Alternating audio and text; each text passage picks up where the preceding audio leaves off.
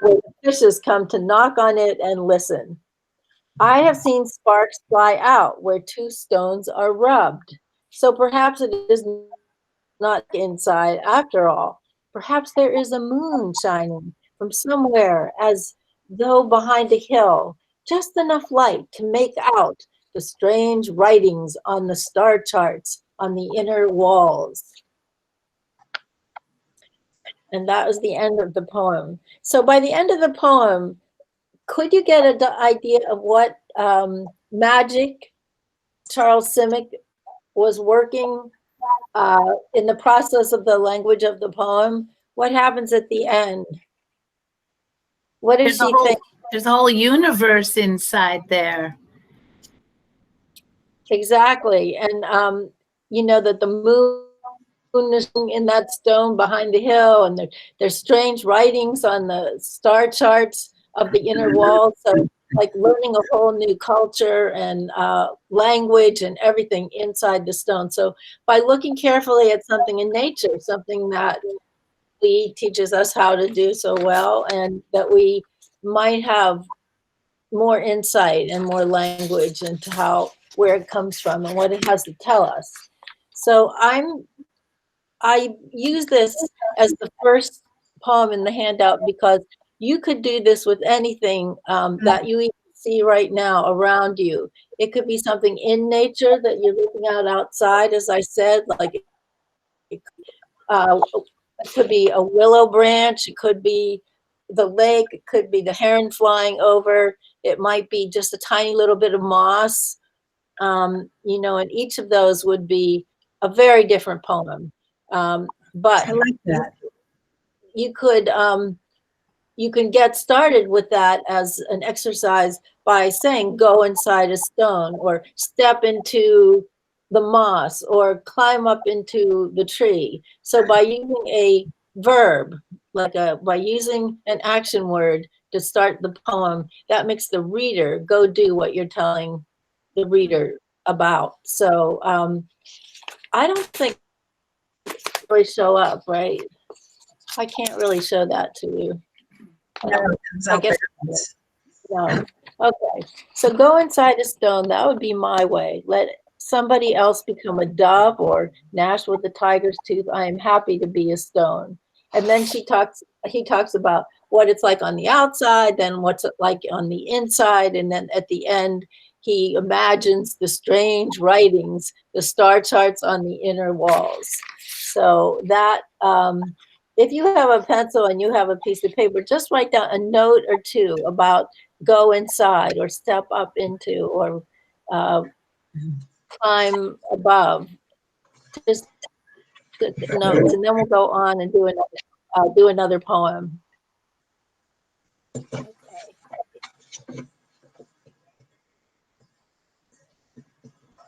But start with a different verb, like any verb?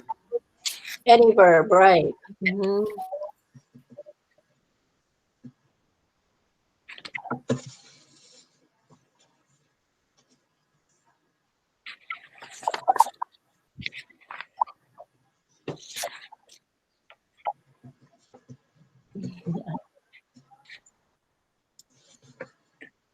Who wrote down one idea?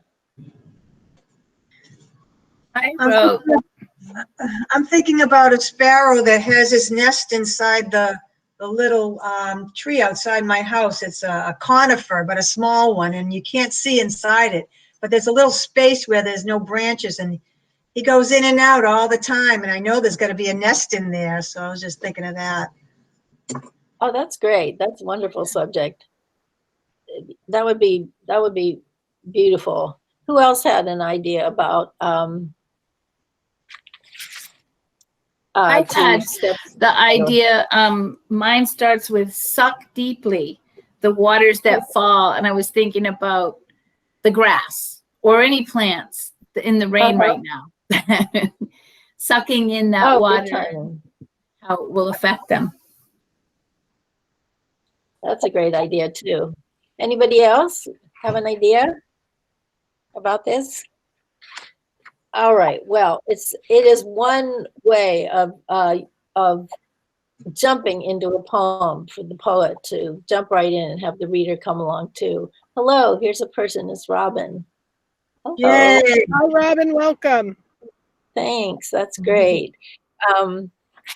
I thought that we could look at this poem, which is called the Elizabeth Coatsworth poem, and it's called Swift Things Are Beautiful. And it's on, if you have this handout that was sent around, it is on page 4, and it's at the top of page 4.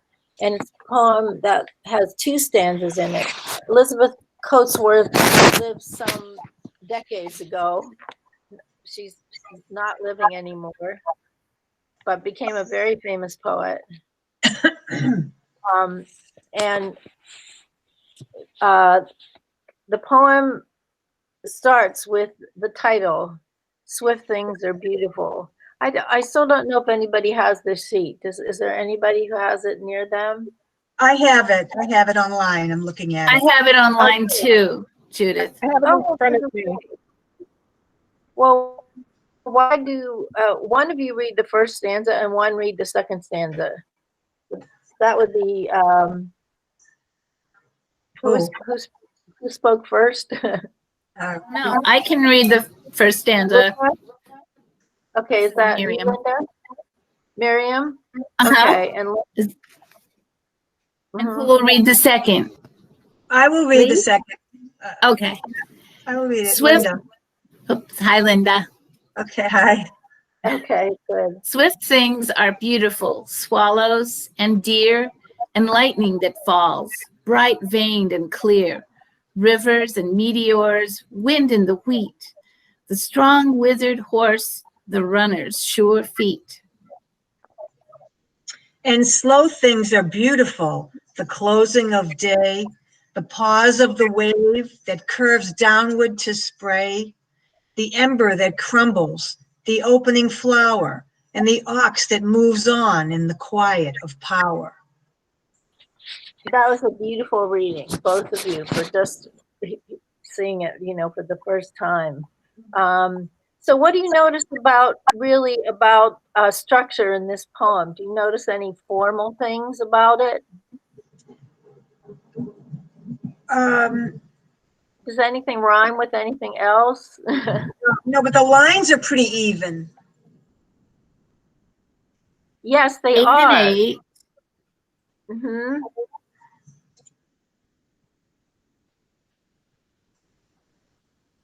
And when you say it, it has a strong beat like this. Swift things are beautiful. It's like 2 strong beats in that line. Swallows and deer, like two strong beats in that line. Mm-hmm. Swift things are beautiful, swallows and deer, and lightning that falls, bright veined and clear. It's kind of sing-songy, actually. Yeah, I like it. And also might be a little bit like if you were walking out in the woods, you like step, step, step, step. And it has a rhyme pattern, a very strong rhyme pattern with beautiful, beautiful and fall. That's like a little bit odd rhyme that works. And deer and clear, and meteors and horse. That doesn't exactly rhyme. And wheat, and what rhymes with that? Wheat.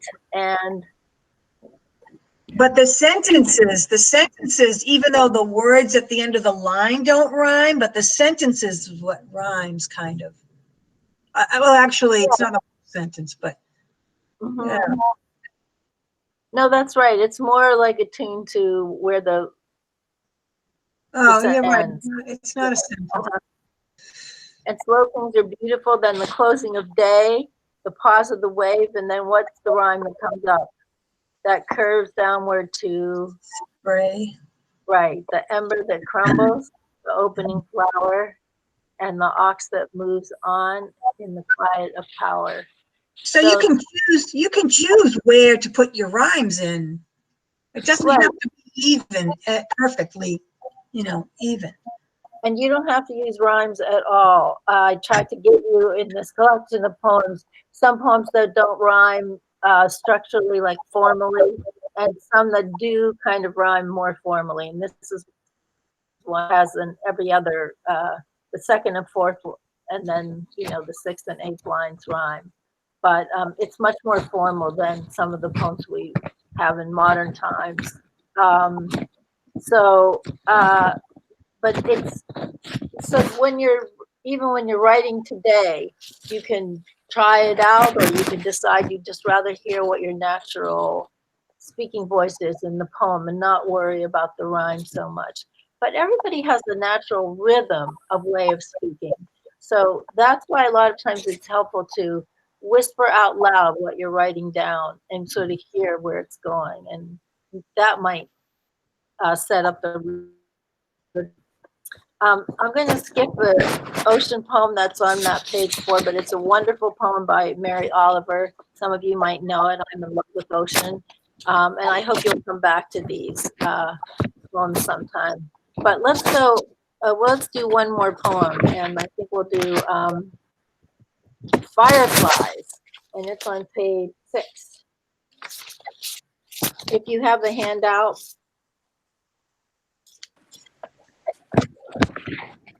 How many people actually have this? I do. Have it on there? Have it online. I have it on a different tab. Oh, hi. Oh, my husband's on a different meeting. Oh, I see. We had to switch computers because I couldn't get on. Anyway, all right, so we're doing Firefly. So what do you notice about this poem? People, who has it? I have it. This is Linda. It blinks off. Oops, sorry. No, go ahead. It blinks off and on like a firefly light. Blink, there's a line, then there's not. Blink, there's a line, then there's not. Very good. Really, all that space around it, sort of have the shortest little line, sometimes just one word on a line, and then it has the space after each 2 lines, after each couplet, and trying to look like what a firefly might be doing. And is there one of you who would like to read this poem, who has it? Tell me if you don't have it. I can read it. Oh, that would be great. And just take a little breath in between each of those breaks. In each of those breaks, just a little breath. Okay? Yeah. Okay. Here come the fireflies with their staccato lights, their tiny headlamps blinking. In silence, through the tall grass, like constellations cut loose from the night sky, see how desire transforms the plainest of us, or flashes of insight that flare for a moment, then flicker out. That was great. Really beautiful, Audra. Thanks. That was like a first reading too. I think that was really good. And you read it so it almost like you could imagine the light going on and off. And look how short these lines are. I mean, it's really different than the poem above it, where all these big long lines are dragging off the page.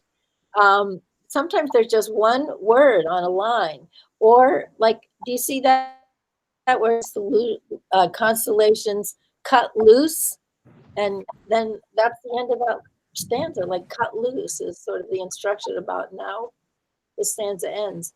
And then from the night and then sky is all by itself on that little line. So this is a completely different style of poetry and use of the visual language on the page to reflect the fireflies themselves. So if you decide to write about something else, like say little fish in the lake or something, and how they like dart around underneath, or they stay in groups, and then they swim together. Like, you may want to put page in a way that somehow helps the reader visualize what they're actually doing. And you could look back at this. This is by a really famous contemporary poet, Linda Paston, who published a lot in the New Yorker as well. And now let's just see if there's one more that we might do.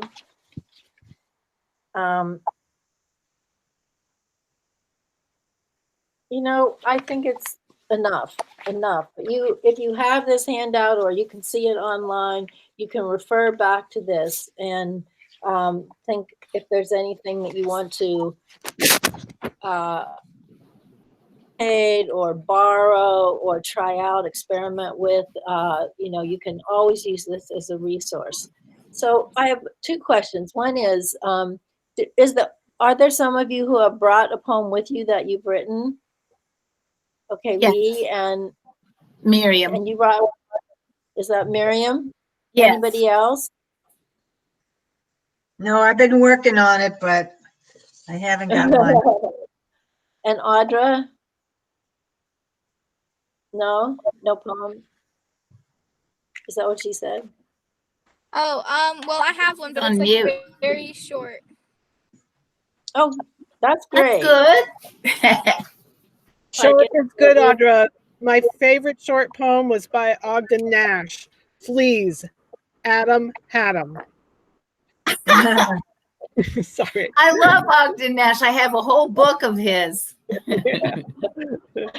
Me too. My father adored him. So Yeah. that was how that came along. Okay, so it's going to be, all right, tell me again, the people who have a poem, Lee and Audra, and who was the other person? Linda? Miriam. Miriam. Okay. Miriam, do you feel comfortable reading your poem to us? Sure. I was going to cheat and use an old one. I thought, no. This is an assignment. I'll do a quick one this morning. So, all right. That's Swooping great. across That's the sky so free, I cannot hear, I cannot see. When I tousle of the leaves or roar fierce and loud, that is when I can hear, you can hear and see me. When I am gentle, I bring comfort and grace. When I am rough, you pray I will cease.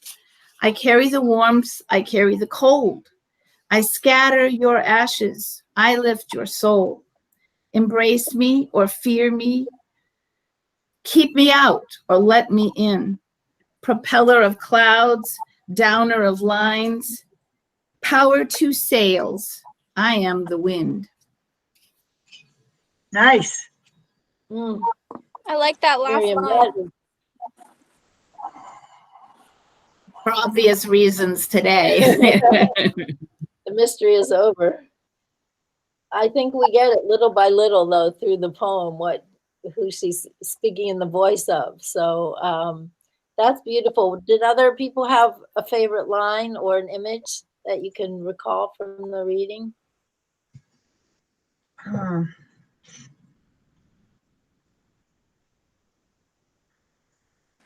I like the last two lines. Can you read If I could those? see it, if I could see it, it would be easier to remember which line I liked. Oh, I know. Last two, Audra. Uh-huh. Power to sails, I am the wind. Yeah, I like it because it wraps up the rest of the poem really well, like a song, like how there's like 4 notes, like that cycle, kind of like, like closure. Yeah. Audra, I don't know if you're old enough to remember, there's a really pretty song. I think it's by Donovan. And you folks will know, other than Audra, but it goes la da da da da da, run and catch the wind. Who sang that? I don't know. I mean, songs or poems. I don't remember who sang it, but I remember that. Yeah, I like that. You can catch the wind. That's beautiful. Well, wonderful. What happened to Audra? She's disappeared here. I just wonder what she's still in the truck. Oh, she's getting out. She might have gotten a phone call or something. Oh, I see. She's headed into the office. Oh, I see. Oh, nope, she's coming over to my truck. Hold on one second. Haley, my computer died. Oh, okay. So can I sit back here? Yeah. Oh, great. Wonderful. Okay, so she's going to be in the back seat of my truck. This is making the best of everything, I have to say. I can see Robin's cat. Well, I'm thinking, I don't see Robin. right. I'm thinking about everybody taking a little bit of time, maybe about 15 or 20 minutes. Yeah. And, thinking of a new subject or a new way to look at a subject that may have come from some idea in a poem here or something that's been on your mind for a while that you had been writing about. And, you know, you could, if you feel stuck, you can borrow a line that you heard from one of these poems or from someone else reading today, like the to look at anything is on the first page of the handout. You could start with that line. Or the go inside, like go inside the tree trunk or go inside the pond. You could start with that. It doesn't have to use the word go. You could use a better word like slip inside or jump inside. So, you could have a start, takes the reader with you right away. And then, in this handout, there's a poem by Mary Oliver about the ocean. Probably many of you know that poem too. And she just starts with, I am in love with ocean. And you could start with a line like that too. I'm in love with blossoms, or I'm in love with wind. So something passionate, human, but immediately drawing something from nature toward you. I'm in love with canaries. I mean, it could be some natural thing. It could be waters, something like that. And I'm just trying to think again. Or if you think about fireflies and how the poem was written, I just don't think you can see my page, right? People can't see this, but in the handout, they're just maybe 2 words or 1 word or 3 words on a line. So that's the thing that's making the fireflies blink. So it might be the way that you use words on the page that reflect what you're actually talking about. So if you were writing about a caterpillar, maybe you would have big long lines that go like that. Or if you were writing about a fish, little silver fish, you might want to just have little streaks across the page. So the poems in here are to just to be examples of things that might inspire you to try something new or get you started. And or you may have had something on your mind all week or month that you were thinking you would write about. So it's now 10:35, and I think if you can just take maybe about 10 or 12 minutes or something and see what comes. Like maybe you'll have a line or 2 or 3 or something like that. Don't worry about making a whole poem. And we can just stay right on the screen and not disappear. And then at in about 8 or 10 minutes, I'll just ask you if we can hear a little bit about your process and also maybe a couple of those lines. That's excellent. It would help if everybody muted while we were doing this. So if you just go to the bottom of your screen, the mute button should come up. Oh, and you Just do turn it off the microphone. You see a little microphone? Okay, it's 10:35 according to my watch. Okay. And I'm going to mute at this time, and I'll be back in about 8 or 10 minutes. Okay. Okay.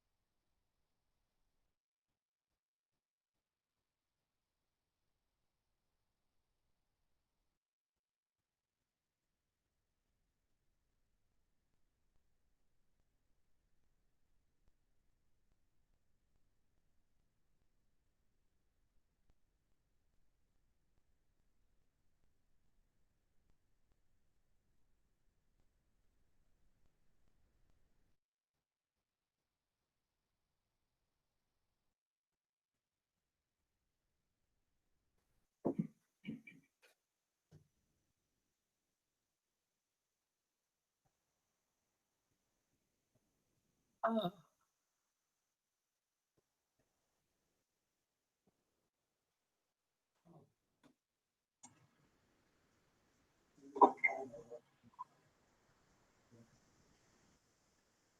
Right.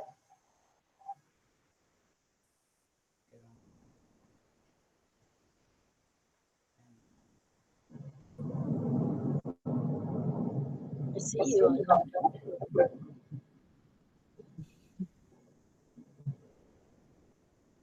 Miriam.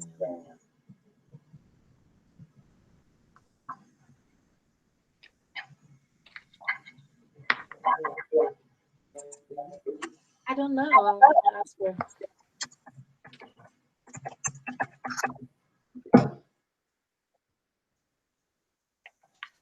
Okay.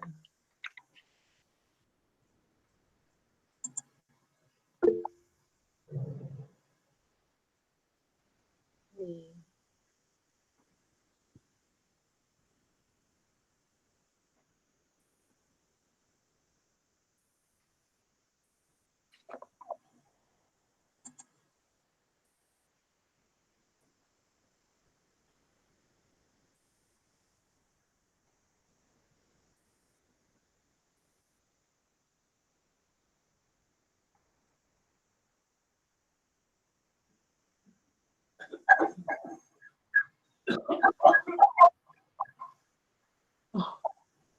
I don't know what's making out of this debate.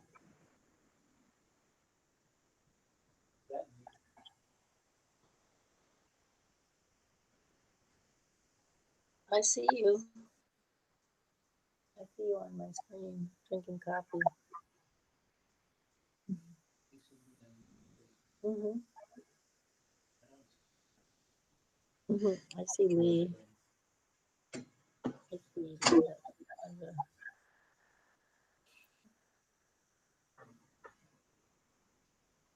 Yeah.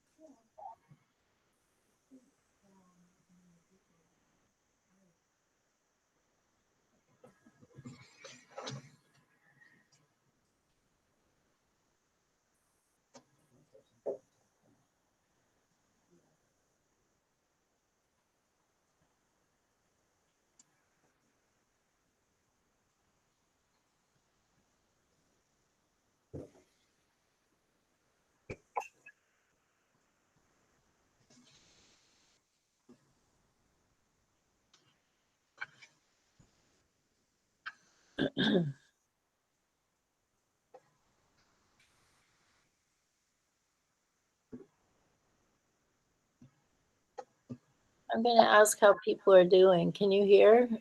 Can you hear me? Yep. This is Linda. Okay. Oh, Dick Bennett just joined us. So I finished. that's Dick Bennett who just joined us. Dick. Hi, Dick. See you. Do people need a little more time to see what comes along? Hi. I wish you could see me. Oh, We well. wish we could. A little bit more time.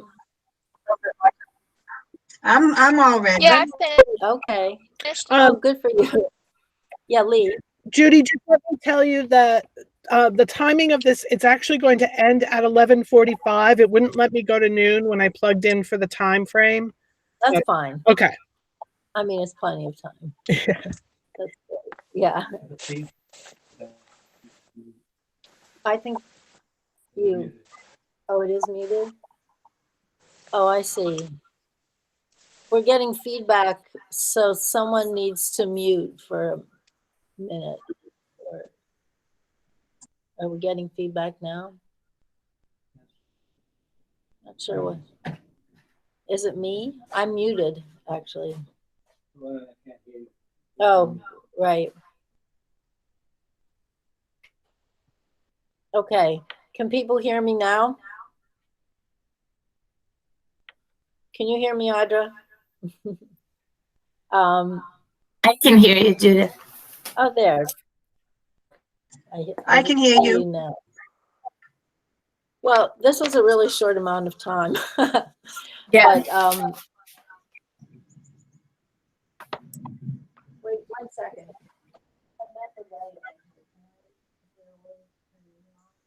It's just hard to write on demand. I agree. I really couldn't come up with anything. I worked with an old one. That was a good idea. Well, all right. Is there somebody who would like to share with some lines they may have had, or the one they're revising, or something like that? I can read something, but it's very simplistic, but I got it down. So would you like to hear it? Who is this? Who is it speaking? It's Linda. It's Linda. Okay. Yes, please. So after me, anyone else will feel comfortable reading what they wrote after they hear this. You're very brave. Okay. I found the perfect spot to build my nest, inside this conifer, not too high. My babies are hidden. It's just the best place for us. No one sees as they pass by. I fly inside the little hole, out again, and no one knows. I bring the worms and berries too. The babies squirm. I think they grew already stronger. Seems like they just hatched yesterday. Someday soon, I think they'll go just as well. I think someone is watching from a nearby window. That's fanciful and fun. That's Yeah, that's good. I Thank left you. with a chill.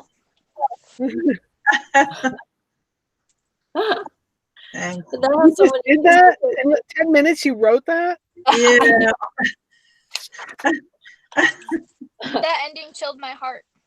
Aw, Oh, Watching, you know? that someone is me. I won't hurt her. that was beautiful to say. Really. That's what we figured. I think that I think you put in so much detail in such a such a tight way, and also that the language is so musical, and you have very constant rhythm, and then a rhyme pattern as well. All that, like within about 8 minutes, is pretty incredible. Oh, thanks.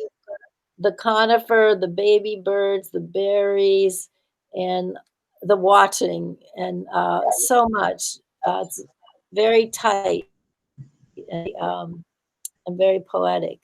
Oh, thanks. So, yeah, I think that's great. Are you writing a lot of poetry elsewhere? No, I'm not, but I'd like to. Sometimes I feel like I know poetry is a lot to it, but sometimes it seems an easier way to get something, to express something, rather than prose, or rather than, it's just, I don't know, it appeals to me somehow, but I'm not adept at it, and I don't do it a lot. But sometimes I'll write little short things that are kind of like poems, and so it seems more approachable to me for some reason, writing like that. I think you're very, you can carry on. It's very, I think the tightness of it and the lyricism just make it very appealing and successful. So, and if you wrote a number of small poems just about things you observe out on walks, they could eventually get linked together or made in like one of the little fold-out books. I know Lee makes books with people too, right? Lee, do you make books? Little books? Well, we were going to have a bookmaking workshop this summer and follow the poetry workshop with the bookmaking workshop, but that didn't happen. But we did those little nature journal booklets. Yeah. Oh, yeah, that's good. Okay, so even like something like that you tried already, and Yeah, like tie them together somehow. Yeah, that sounds good. Thank you very much. And let's see, who else is ready to read? Audra, did you want to read? Okay. Yeah, I'll go. Nice and loud, please. So mine's not mine. Can you hear me? Oh, it's hard. Just louder, I think. Wait, maybe I need to be louder. Wait a second. I can do. hear her. I can I'm on hear the you. iPad, so I Okay. don't know. Give it a try. Okay, so mine is not super naturey, I guess, but as maybe some of you can tell, I've been snacking on pistachios while listening to you guys. So okay, here we go. Maybe it could be from the perspective of a bird. It's really short. Pistachios, ever so tempting, so teasing. I can see your buttery green delight, but how, with your hard tannin shells, am I to crack your exterior and break inside? There you go. Audra, that's wonderful. Thanks. It's so tactile and so, it's really, the experience is so conveyed so well. But also it has other layers of meaning too. Yeah, so. that's what I was going to say. It seems metaphorical. How do I get through your hard shell? Mm. Yeah, I was thinking that. I was like, it was kind of like a person after, but I mean, that was accidental. Nice accident, really. Don't admit that. That's great. What, do you mind if I ask you what year you are in school? I just graduated Freiburg Academy this spring. Oh, congratulations. And you what? Mount Fall. I'm going to Mount Holyoke. It's a college in South Hadley. Yes, congratulations. That's fantastic. Thank you. What a Thanks. thing. Well, that's great news. And how wonderful about your graduation too. And she's a wonderful intern. Thanks, Lee. You're lucky that, yes. And you know, honestly, Mount Holyoke will have some great poetry teachers too. Yeah. I think. I've always really enjoyed poetry, yeah. Listening, like Robert Frost. It's probably, everyone knows him. I'll look up. I'm going to look up sometime in the next couple of days who's teaching poetry there. So, what a thing. Congratulations. Thank you. All right. Who else? Is Lee? All right. There? Well, I'm playing with something that I wrote in the fall, and I started making changes to it based on today, and I'm not sure. I kind of got stuck. So it used to start as, "Oh, ancient one, so tall and stout, my gaze turns upward to take in your mighty presence." So I changed that and got rid of the first two and just gaze upward and take in the mighty presence of one who stands tall and stout and reaches out to shake hands with others. Your crown tells the story of your true nature, ever graceful as it is, and decorated with daintily dangling needles, which spell your family name, much like my fingers of 5, WHITE. In maturity, you form furrows of stacked outer layers, and I wonder about your age. Within those furrows, others, like a stink bug, take refuge from the world, especially as raindrops fall. Hold on. I cut out a ton. Nope, this is here. Though considered dead cells, your skin protects life within, where phloem and xylem work like dumbwaiters. The former transports sugars created by photosynthesis from your needles to feed branches, trunk, and roots, while the latter pulls water and dissolved nutrients from your roots for nourishment. I have this and so many other reasons to revere you. But my favorite find on this soaking wet day was caused by a chemical reaction that resembles the creation of soap. During heavy rain, water running down your truck picks up oils. Air in the bark through the oily film bubbles and produces froth. It's a tapestry-forming froth, and within some bubbles, surrounding trees pronounce their silhouettes. O Pinus strobus, some know you as the tree of peace. I know you as protection and life and color. And then I realize that is peace. Thank you for all that you do naturally. Oh my Wow. goodness. Lee, always the teacher. Yeah, that was amazing. I loved your language. Yeah. It's O Pinostropus. Oh my goodness, what a line that is. Okay, I'll be quiet now. I feel like I could really see your like your scientific side and also your like fascination with the world in that, you know? Like with all the detail. Exactly. Yeah. Thanks. It's an education listening to your poems, Lee. Well, it really is. What everybody is saying is right on. And I think that, it doesn't bog down in the science terms because you choose words that are very lyrical and make the music of the poem as well. And so beauty comes through along with the learning that we're getting about that tree. And you've taken some pictures of it too, I think. Is that right? Yes, Judy, you know me. So that could be something nice in a little booklet, or even a graphic piece with the pictures and the poem. Something like that would be beautiful. I feel like I'm That left fair? with a sense of your fascination with the pine tree. It's a love poem. Yeah. It is, yeah. Uh-huh. That is true. I think it's a good example of how science language and detail, are so important in the poem, but the music too has to be there. So all things are tied together. Thank you. That's beautiful. Thank you. Anyone else have any comment for Lee?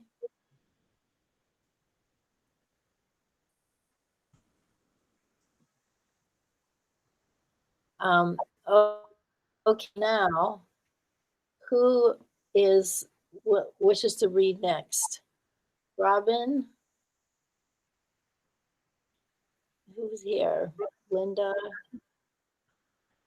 I already read Linda. it. Audra? Yeah, Robin. Miriam? I wasn't able to come up with anything in that time. I do have an old one that I could read just for fun. Yes, that'd be very nice. You got me going with Ogden Nash. All right. Ogden Nash was not abashed to make it short and sweet. So I've decided by my spirit I'm guided, the Nash style to repeat. When words are simple, they say it all. Though verbose poems may enthrall, it's better when they're small. That's it. That's awesome. It's very Ogden. That's fun. How about It's just fun stuff. Makes you laugh. Yeah. Right. Would you read it one more time? Do you Pardon? mind? Would you read it one Oh, more I time? love it. Yeah. Okay. It's on mute. She's Is that muted. right? You're muted, Miriam. Yeah, I'm muted because my dog is barking in the background. So I had to mute it. But I can listen to Judith. I thought Judith was going to read a poem. Oh, am I going to read a poem? Oh, I thought that's what you said. I misunderstood, but I'd love it. She asked you if you would read your poem one more time. Oh, okay, I can. It's so quick and easy. You want me to read it one more time, Judith? Yes, because it goes by so fast. Okay. Ogden Nash was not abashed to make it short and sweet. So I've decided by my spirit I'm guided, the Nash style to repeat. When words are simple, they say it all. Though verbose poems may enthrall, it's better when they're small. I like that. I like it too. Do you write other poems in that style? I have, not recently, but yes, I really got going on a Nash style for a little while. That's actually from 1991. That's Oh, wow. That's an oldie, so It survived. yes, yes. I just want to say that my father Ogden Nash poems all the time, and so that was an actual real beginning to poetry for me. And he loved Ogden Nash very I much. can see how that would inspire young and old alike. It's just fun. Yeah, I know, and it's plays around with language. Now let's see. Do we have wait a minute. Who was in this spot right here? Robin. Robin, yeah. Yeah, I Robin. don't. Ah, there she is. Oh, hi. Wait, Oh, you're muted. Unmute.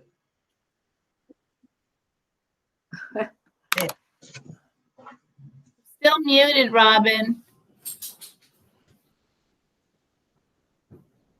Click down the bottom. Click on the bottom. You'll see choices.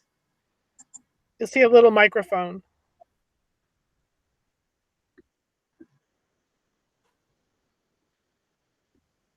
While she's trying, I'll just tell you, Judy, that Dick Bennett sent a message that he was getting hail and lost power. Oh, I can imagine. Oh, okay. I was wondering why he left. He's such an awesome poet. He's in our writing group. So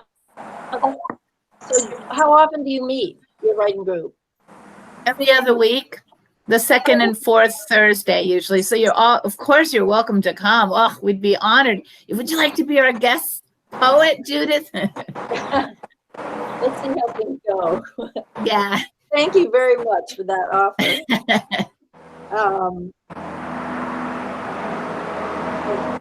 All right, so a lot of automobile noise from somewhere. That's from me. There's nothing I can do about it. Oh, okay. That's fine. Now we can hear you. Yay. Do you want to read All right, something? so Did you? has everybody? I'm sorry. I had just, to tell the truth, I just drifted off to sleep. What were we doing right now? Oh, we just wrote poems. I wrote a poem last night. We'd love to hear that.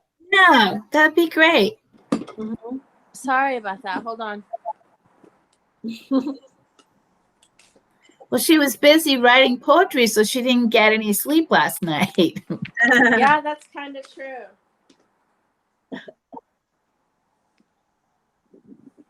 Okay, haven't decided on a title, but this is sort of called Acadia Mountain for now. My boots strike out on an unknown woodland path.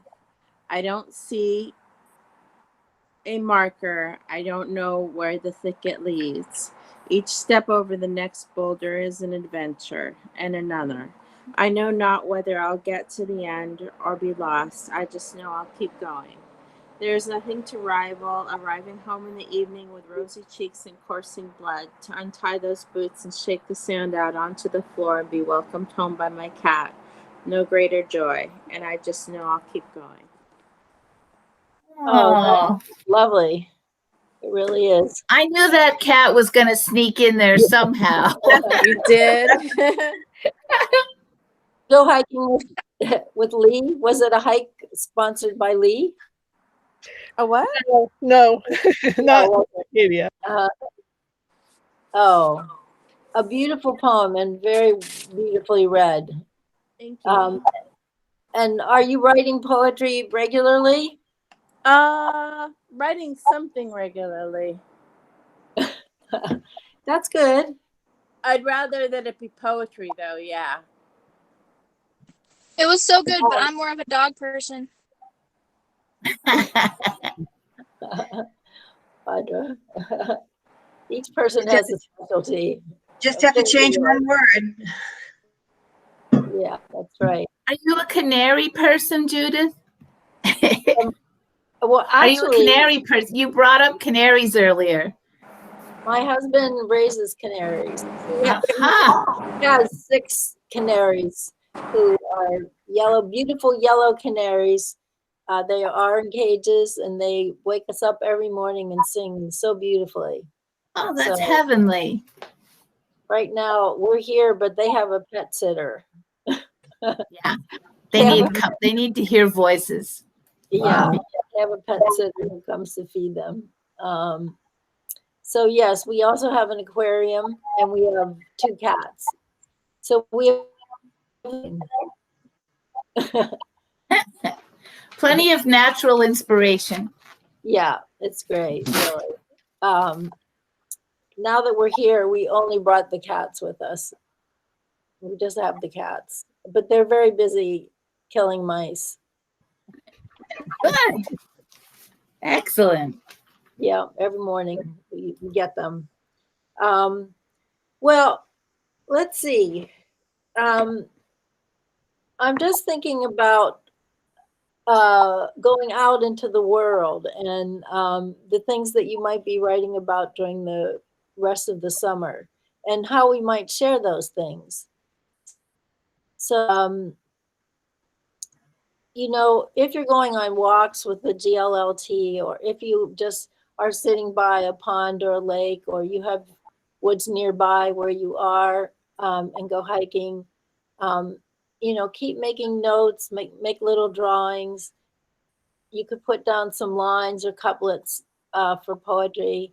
And then if a poem emerges, or that with a drawing or something, Lee, what would you think of somebody sending you that product? And maybe there's some way to just send it out to all of us. Yes, I can certainly send it out to all of us. And also, we now have this Nature Naturally page on our website, so I can make a button and include all the poetry there. That's a great idea.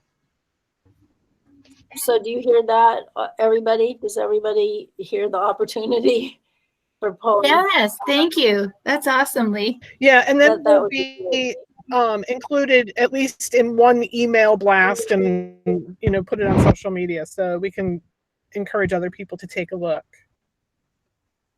Oh, that would be great. So we're very fortunate to have you be at the center of a network of people who are engaged. And the good thing about this is that you don't have to live in the area to engage in it. You know, I mean, That's true. That is one of the benefits of Zoom or Google or whatever it is. That's right. And do you get other people who join up? Do you get other people in your?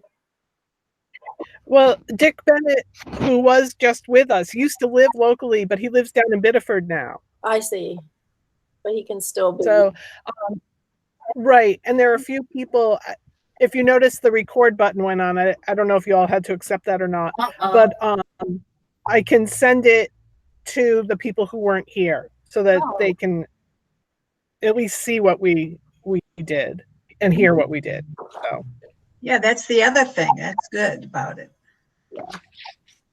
Well, I thought maybe we could hear just a couple more of the poems that were in this handout. And once again, not everybody has the handout with them, right? But I think most people do. Did you get it, Robin? Linda, do you have it? I do. I have it in my, I have to switch off this to get it. It's in my computer. Okay, so Yeah, I have it in my email, I believe. Oh, good. all right. Well, let's go to page 6.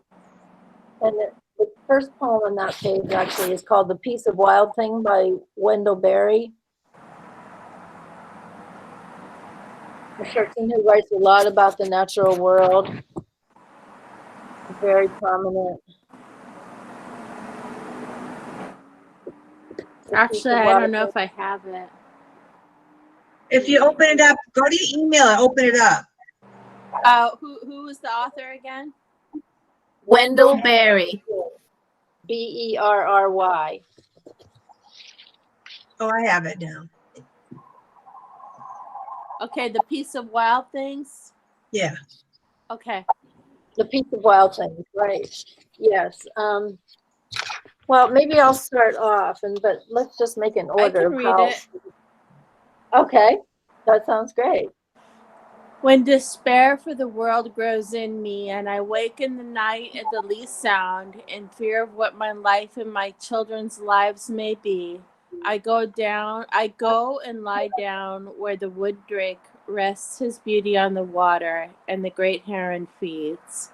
I come into the peace of wild things, who do not tax their lives with forethought of grief.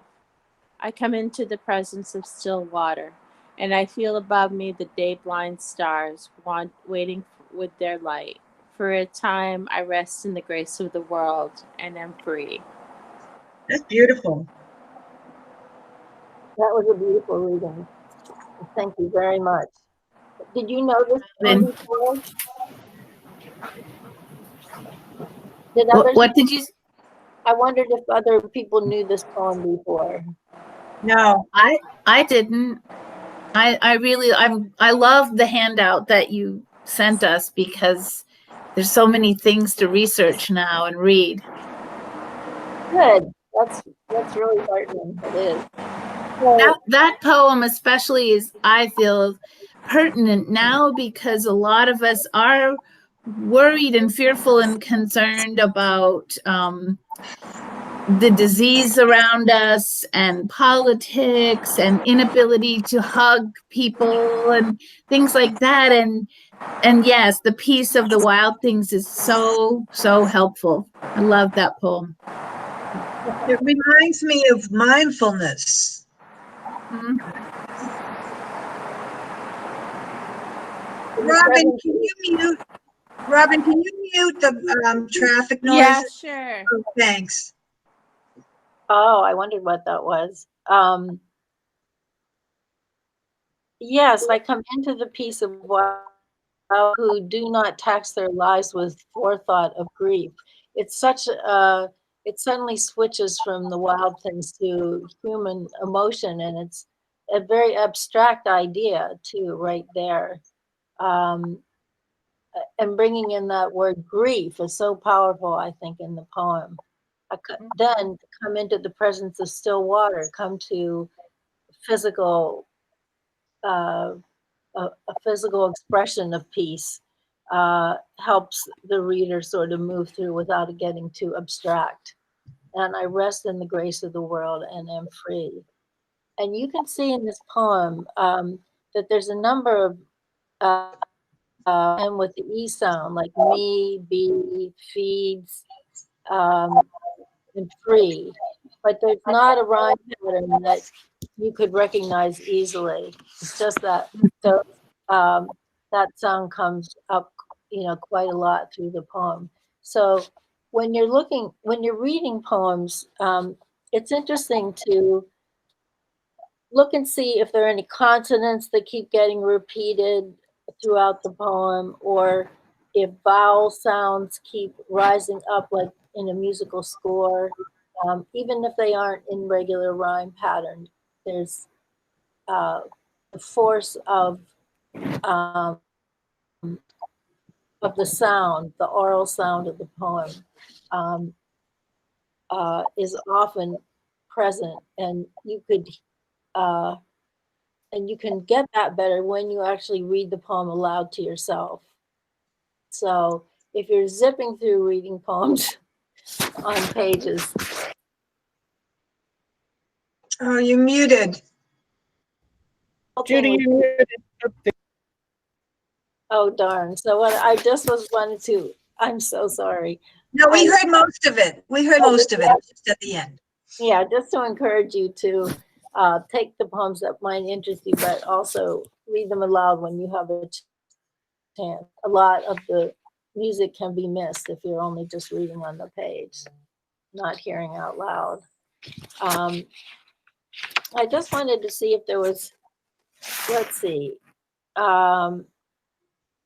did we do I can't remember, did we do the Mae Swenson poem, Birthday? No. Maybe we'll do that, and you can think if there's any things you notice that you might try out on your own too. But if this is on page 7, and Mae Swenson, very well-known poet, published many books. Passed away, but I can't say for sure, but I think so. And so what is the first thing you notice about this poem on page 7, if you look at the first few lines? Or the first stanza, for that matter? Question mark. Lots of Yeah. questions, right. That's right. So, I mean, their punctuation is really part of the setup for the poem, how she does that. And she doesn't ask just one question. She just asks 3 right in a row, and then a bunch more follow that. And, you know, that phrase, what am I doing here? That's like something people would say out, you know, like lost in the woods, or so many things, you know, about their lives. What am I doing here? And then, but then immediately turns into something visual. What are the waves doing running? The grass doing growing? What is the worm doing? Making its hole, the sun glowing, the stone sitting, unmoving. Remove the stone, a shadow is missing. So you can see like it's sort of pieced together like questions that are incomplete sentences really. And the stone, the sun glowing, the stone sitting unmoving, all those S sounds, and then remove, but there's a line break after remove. See how line break to emphasize taking something away, the stone, and but by taking away the stone, it takes away the shadow too. So that when you make a change in your world, you affect other things change as well. Then in the second stanza, it's more like she's naming different things and using these nouns: the moon, the moth, the mountain, and then actions: burning, leaving, bearing, and the waves running. So parts of speech are an important part of this poem, and the order that she puts them in. The moon is making the circles emerging, a mountain is shifting, a forest is burning, a snake is leaving its skin, a fig tree is bearing. What am I doing here? The waves running and hissing, having that question. And do you see the word that actually that rhymes with missing? Missing above. Oh, yes, yes, yes. Right. So she's tied it together right there, even though it's not formally rhymed poem. Then it starts with other parts of the day, like dawn is doing its breaking, all the required actions of nature. The grass's buttercup fills with light. What am I doing? What am I making? What is the stone doing? Making its shadow. The worm is making its hole. So those questions like thrown in, but not exactly answered, and the answers she gives are not exactly related to the questions themselves. And Well, yeah, I think it's existential, really, the whole poem. yeah, very, I agree. It's philosophical, and it opens up the boundaries of thought, really, I think. And by I take the physical presence of things in nature, but then making them philosophical by these questions thrown in. So a very beautiful poem, I think. And so the other poems in this handout that we didn't talk about, you're welcome to look at more thoroughly and see if they give you some ideas for other writing. And I think that if people, you can tell me what you think about this, but if people work on the poem that they started today or had a draft up today and spiff it up a little bit and do that by reading it out loud to yourself many times, what else, or how you may want to arrange it on the page and so forth. And then it could be sent to Lee eventually is it easiest to send it as a PDF or? Yeah, it could be either in an email or as a PDF, but do you want them to send them to me first, or do you want them to send them to you for your comments? I'd be happy to receive them if you would like. So my address is judithst@aol.com. Judith. And I think in all of my registration acknowledgement, Judy, I CC'd you. So each person should have your email address. Oh, good. Correct, everyone? I think that's Yes. right. Yeah. Yes, and I just wrote it down too, just to make sure. Okay. That's good. So now we're thinking that we'll have a reading. We might actually see each other. It remains to be seen. Yes. Yes. Literally. Right. Yeah. So we were thinking next Tuesday evening at 5:30.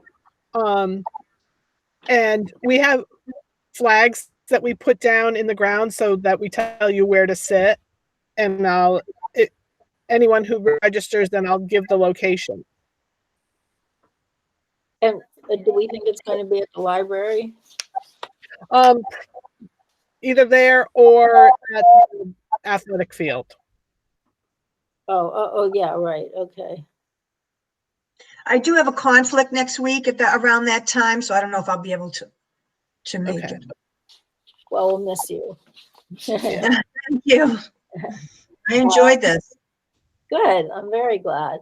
So maybe that, if you have a friend or somebody who would like to come along, that would be very nice. And I think, we don't have very many people. So if each person reads a poem, it's going to be short.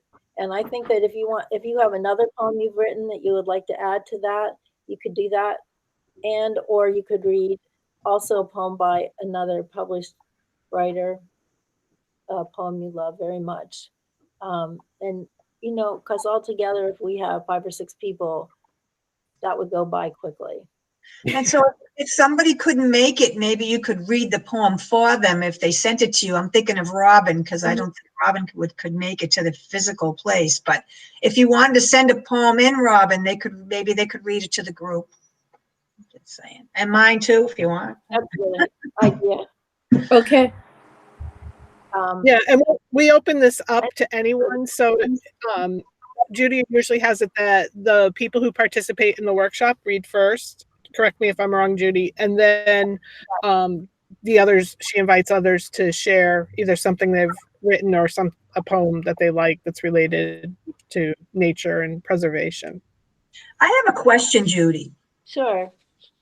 I know there are prose poems, but sometimes if I have something that seems like prose, but what's the difference?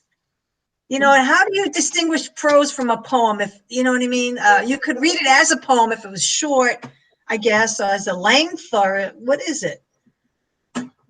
Well, I think that those forms have been explored very at length by many different writers, and I think a prose poem doesn't want to be as long as a novel, especially if you have a public sitting outside. But something that's a page or less, but might be in prose poem, to me, it has to do with the music of the language. If it sounds, like a newspaper report, or if it sounds like a research paper, then it doesn't, wouldn't quite work. Lyrical, and if you have all the consonants and vowels and stuff making music in the poem, in the piece. Yes, it doesn't have to rhyme, but there has to be a kind of music to it, I think. So it has some cadence to it, right? It has some cadence to it, and some kind of literal, sounding thing. Oh, that's really a broad range, though, isn't it? It is. Yeah, I'd say, and people experiment all the time with pushing the limits. Yeah. But Thank you. I don't let's see. I just wanted to. And I wrote a whole book of poems, but I don't think it's down here. But they are basically, the whole book was prose poems, and it was really about like listening to your own thoughts in language and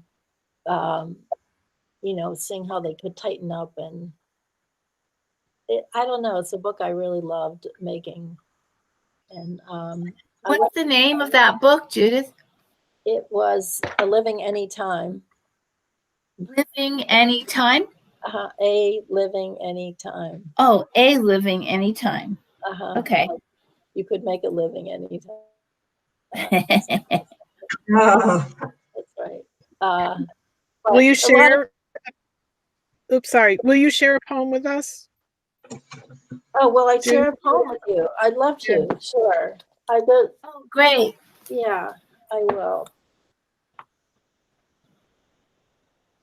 Okay, just give me 1 minute.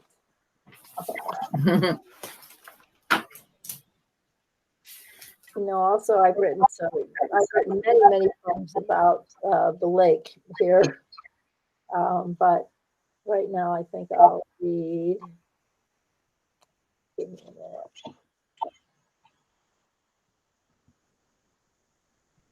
I'm going to read this poem. It's from a book called Writing My Will, which has a lot of poetry in it, and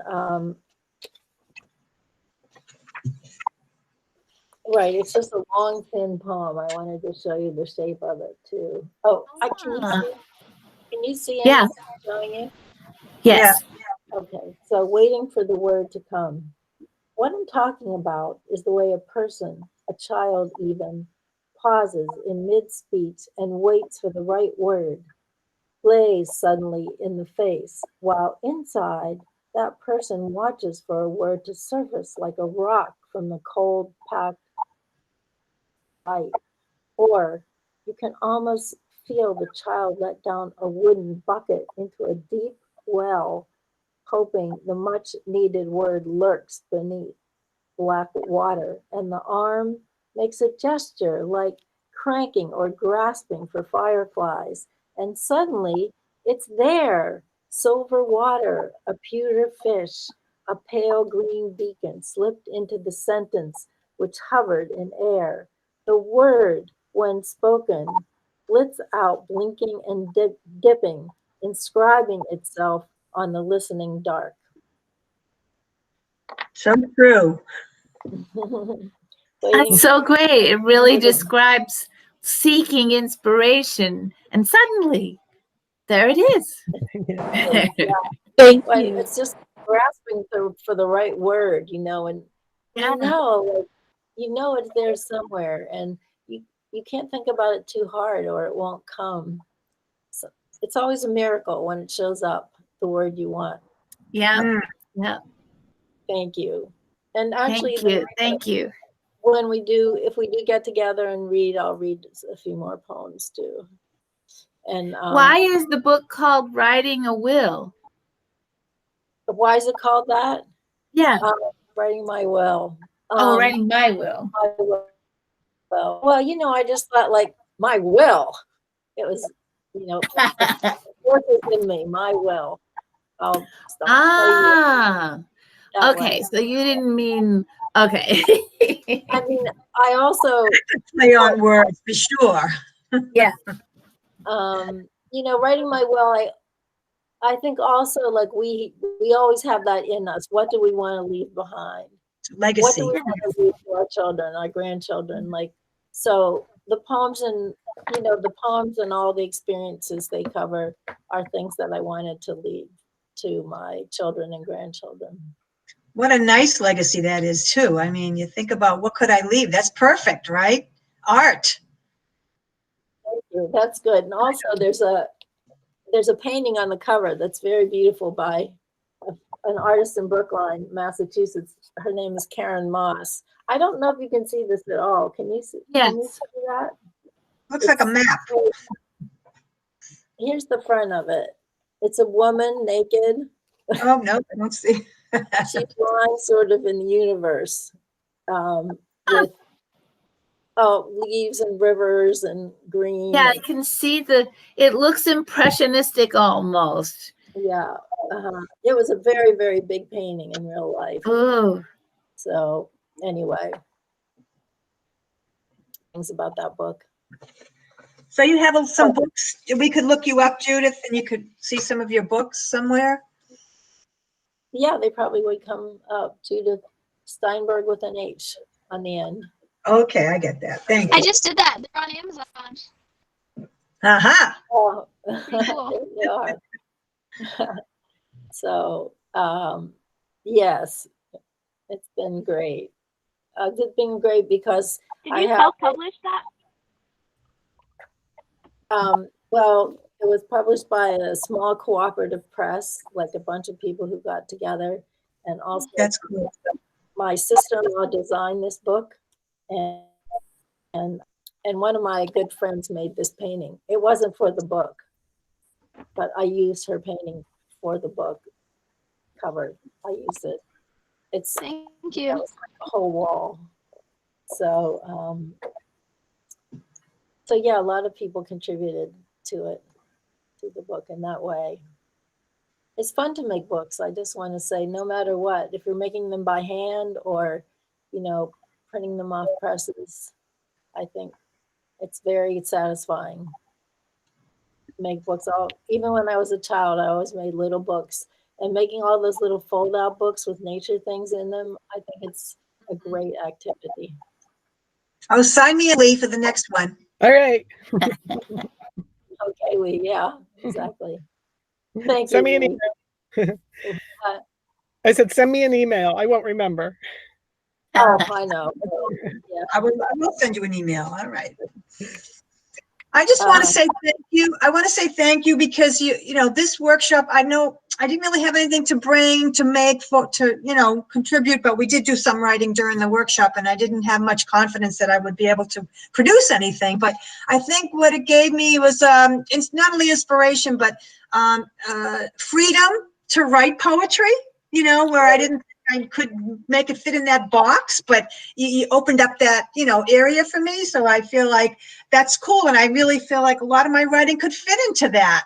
And I would feel like it had some kind of a focus, in that way. And also what inspires me to write now is that, the idea of leaving a legacy, because what do people do with their lives? And I see how people write and create art. It's something they can leave of themselves. It's a way of expressing themselves for eternity, really, and it's one of the things getting older that I worry about, that I'm not doing anything meaningful, or no one's going to remember me or who I was, and know who I am. And that's one way to get it out there, so thank you.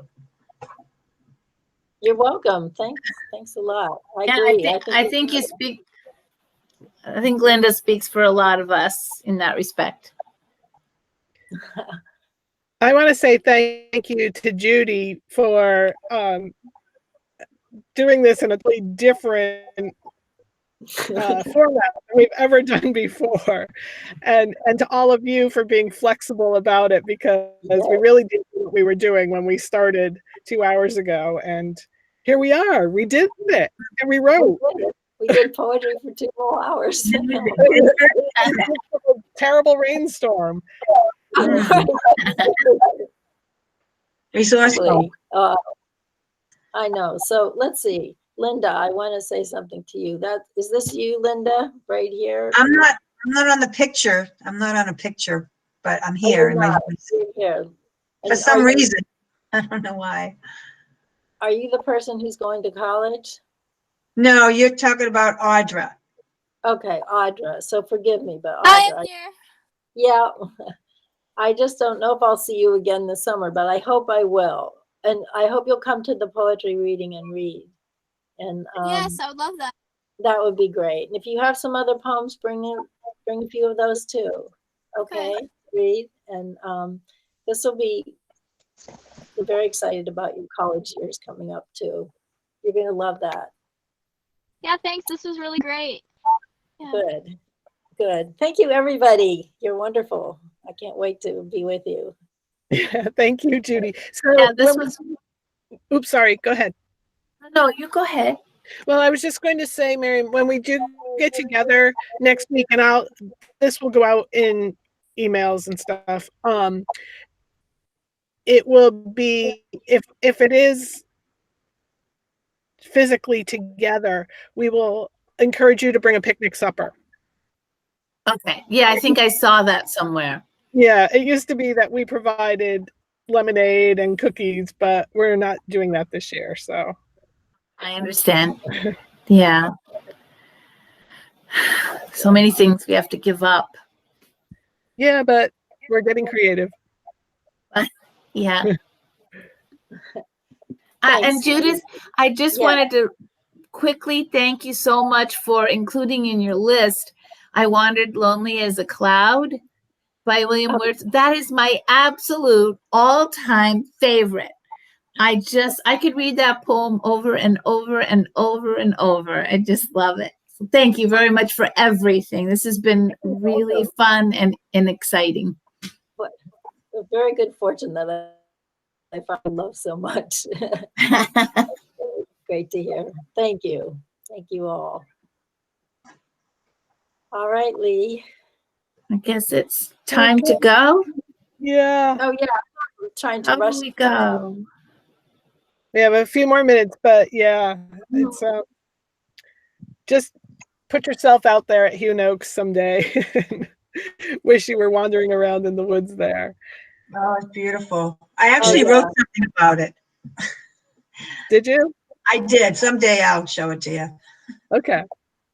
Yeah, we had a nice time there every summer. Yeah, we did.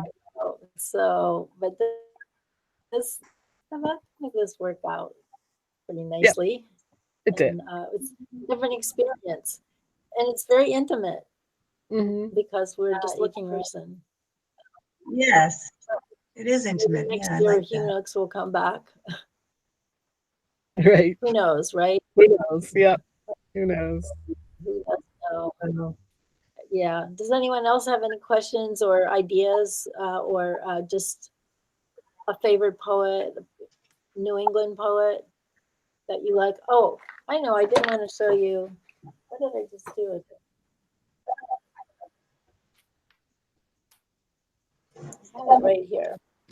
Don't go away for a second.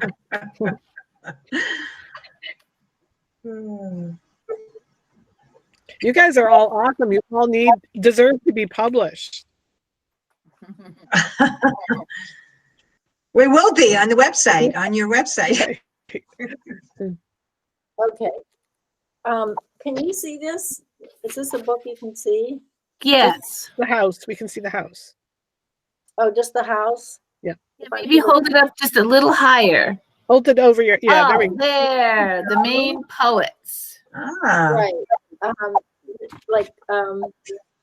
Maine has a lot of great poets, I have to say, and they're interesting, many of them. And this is it starts with Longfellow, poets who are long gone, but it has at least about 50 poets in here. So the most recent, let's see, I'm just looking right now, but these are some people I don't know. Connie Voisin, April Osman, Robert Farnsworth, maybe related to the Farnsworth Gallery or something like that. Do you know that museum? Yeah. Been there. It's really great. Yeah. It's a great museum, right?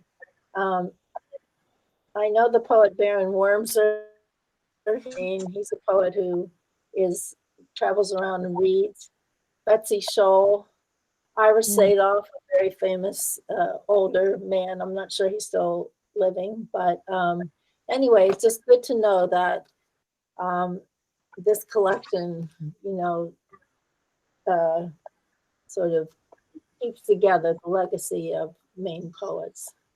The Maine Poets, an anthology of verse edited by Wesley McNair, and he's a pretty well-known writer. So just for your information. Does anybody else have any questions or thoughts? Let's make it a regular thing. We've actually been doing this, Judy. How long have we been doing it? Yeah, you were doing it with Bridie. Oh yeah, no, it's been a long time. I'll bet it's, I don't know, 10 or 15 years. It's gotta be, right? Yeah. So on the button, you just inspired me. I'm going to call it the GLLT Poets on the website. Good. Yeah. Oh, great. That's nice. Great affiliation. Yeah. All right, we have about 1 minute or less left, so we're about to probably all get shut out. But thank you all, and thank you especially Judy for doing this and figuring our way through this. It was great. I think we all really enjoyed it. I know we all enjoyed it. Definitely. And thank you, Lee, for setting it up. And as usual, You're welcome. Great to have you all. I'll look forward to seeing you when we have our Nice meeting you. okay. I think I'm going to be allowed out by then. Yes. Oh, good. See y'all next week, I hope. Take care. Yeah. All right.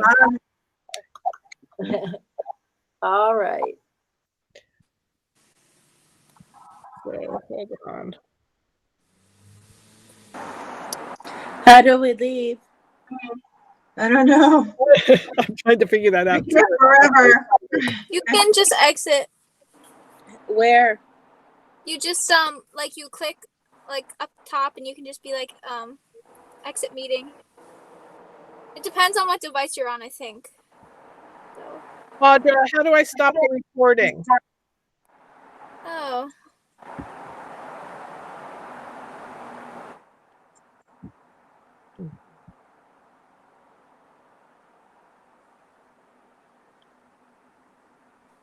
Maybe just press the hang up button.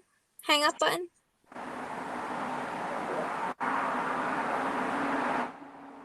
Not sure. You guys should check out the poem Fire and Ice. It's one of my favorites. Very nice. Or John Krakauer. Did you figure it out? All right. Bye. Bye.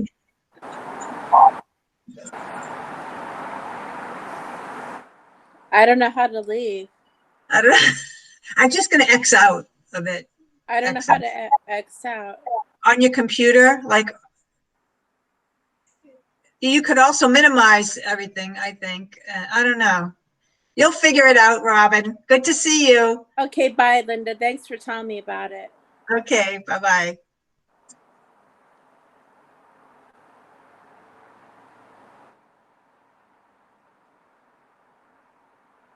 Good.